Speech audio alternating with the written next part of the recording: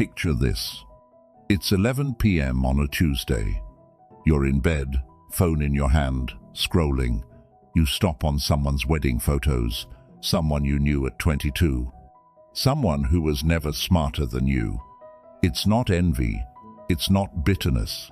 It's something quieter, a small, private grief for a life you were supposed to be living by now. You put the phone down. You just stay still. And a voice underneath the grief asks the question you've been avoiding for years. What if you're not behind? There's a name for what you just felt. No therapist is going to hand it to you. But almost every man who became anything of consequence after 35 lived inside it for a decade. I'm going to tell you why Carl Jung, at 38, after a complete psychological collapse, decided it was the most important emotion he'd ever felt. And at the end, I'll give you 3 small exercises to do this week, because knowing this isn't enough. So let's start with the name. The name is timeline grief. It's the private mourning for the life you thought you'd have by now, the wedding you were supposed to be at as the groom, the career you were supposed to be running, the version of you that was supposed to exist at 35 and doesn't. It's not jealousy. Jealousy wants what someone else has. Timeline grief doesn't want it anymore. It's already grieving the want itself. Most men never get this far. They spend their whole lives running from the grief, drowning it in new ambitions, new relationships, new content. Because the moment they feel it clearly, they'd have to face a much harder question. What if the life I was told to want was never mine? Timeline grief is the first honest emotion most men feel after 30. It's the sound of pre-installed software finally cracking. And here's what nobody says out loud. It's the first emotion that's actually yours. Every ambition before it was handed to you by your family, your school, your feed. The careers you chased were chosen before you could think. The milestones you missed were somebody else's idea of success.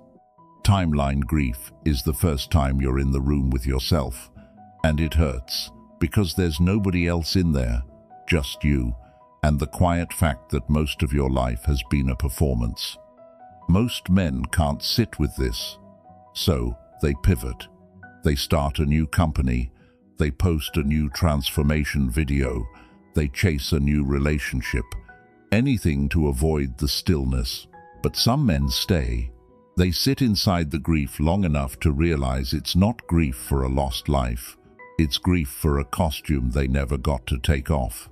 And the moment they take it off, something else begins.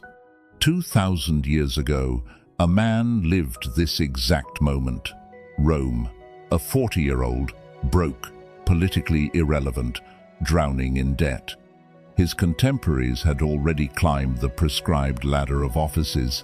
Every Roman was supposed to follow at strict ages. He was badly off schedule. His name was Julius Caesar.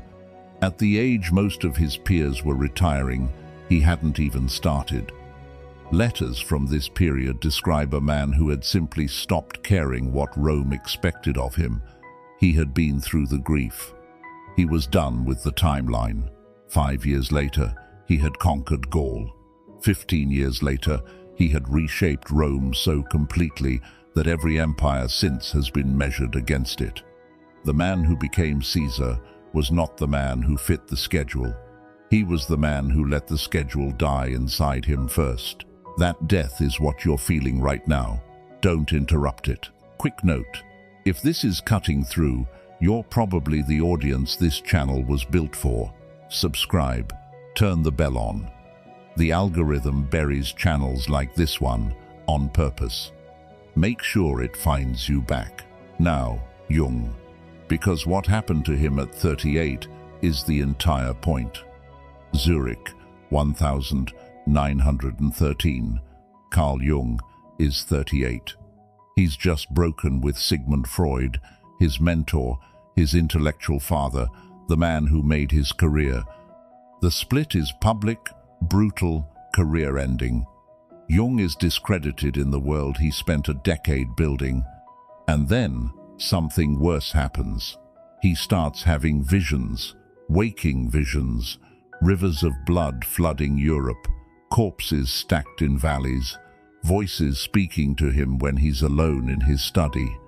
He writes in his journal that he's genuinely uncertain whether he's going insane or seeing something real. 1 year later, August 1914, World War I breaks out. The rivers of blood he had seen in visions become physical. Here's the part of this story that gets lost. Jung didn't publish his great work before this collapse. He published it after. For 3 years, between 38 and 41, he did what he later called the confrontation with the unconscious. He didn't run from the visions. He let them come. He wrote them down. He painted them in a leather-bound manuscript he called the Red Book. He had conversations with figures who appeared to him. One of them, a bearded old man with the wings of a kingfisher, called himself Philemon. Jung wrote that Philemon taught him more about the human mind than any living teacher ever had. The Red Book was so strange, so personal, so potentially career-ending that Jung kept it locked away for the rest of his life. His family didn't allow it to be published until 2009, nearly 50 years after his death. Everything you now call Jungian psychology, the shadow, the self, individuation, archetypes, the collective unconscious, came out of those 3 years. The man didn't think his way to it. He survived it. And then he wrote it down. Here's what matters for you. Jung was 38 when he fell apart. He didn't become who he was before that. He became who he was because of it. The collapse wasn't the end of his career. It was the beginning of his actual work. The first 38 years were training, performance, climbing someone else's ladder. The real work didn't start until the ladder broke underneath him. This is the pattern you keep missing when you look at late bloomers. You think they got a slow start. They didn't. They had a first life and a second life. The first life was the script. The second life was the man. And the grief you're feeling right now, timeline grief, is the specific emotion of the first life ending, the costume coming off. Most men mourn this as a failure. Jung recognized it as a beginning. Now here's the part nobody in the self-improvement world will tell you. The years you spent feeling behind didn't just build patience and depth. They built other things too. And you know what those things are, even if you never say them out loud. The rejection that made you resilient also made you a little manipulative. You learned to read rooms so well that you started using what you read. The poverty that taught you the value of money also made you greedy in ways you dress up as ambition. The bullying that made you cautious also made you cruel in specific ways you only let out when no one's watching. This is what Jung called the shadow. It isn't just what was done to you, it's what you became because of it and refused to look at. Most men can't survive this realization. They want the story of their suffering to be clean, a story about innocence wronged. It isn't. It never is. You became someone in those years. And not all of that someone is noble. The early bloomer never has to meet this. His life was comfortable enough to keep him shallow. He doesn't have a shadow. He has a personality. And when the real storm of his life hits, usually around 45, there's nothing underneath him to stand on. You have something underneath you, but part of it is dark, and you know it. Here's the turn most people miss.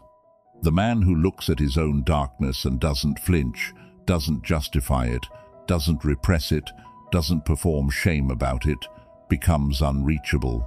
No one can threaten him with exposure. He's already seen it. No one can destabilize him with accusation. He's made peace with what's true. No one can use guilt to control him. He already did the work guilt was supposed to do. This is what Charles Bukowski understood.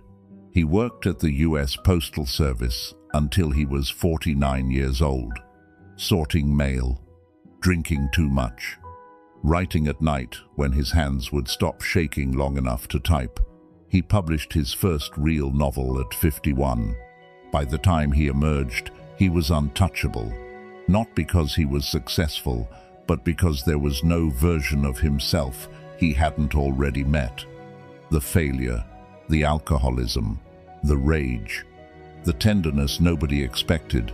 He couldn't be embarrassed, he couldn't be threatened, he couldn't be flattered into becoming something fake, because he had already spent decades being every version of himself in the dark.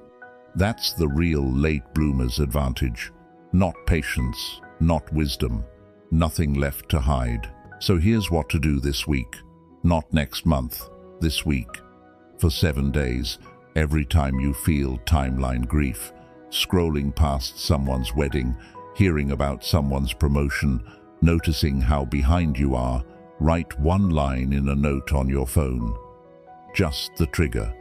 Don't analyze it. Don't fight it. At the end of the week, read the list. You'll see the pattern, and the pattern isn't what you think it is. You're not grieving because you want their life. You're grieving because a part of you finally stopped wanting it, and nothing has replaced the wanting yet. That empty space is where the real you is going to live. Find one thing you've been performing for 10 years or more, a career, a role in your family, a version of yourself at work, something you put on long before you knew who you were. Ask one question and answer it honestly. If I stopped performing this tomorrow, would my life collapse or would it finally begin? Don't act on the answer yet. Just let yourself know it. And finally, give yourself 1 hour this week. No phone, no input, no goal. A chair, a window, silence. Start with 1 hour. Most men won't make it through the first 15 minutes. The discomfort will drive them back to their phone. But if you can make it to 45 minutes once a week, you'll start hearing things your whole adult life has been too loud to let you hear.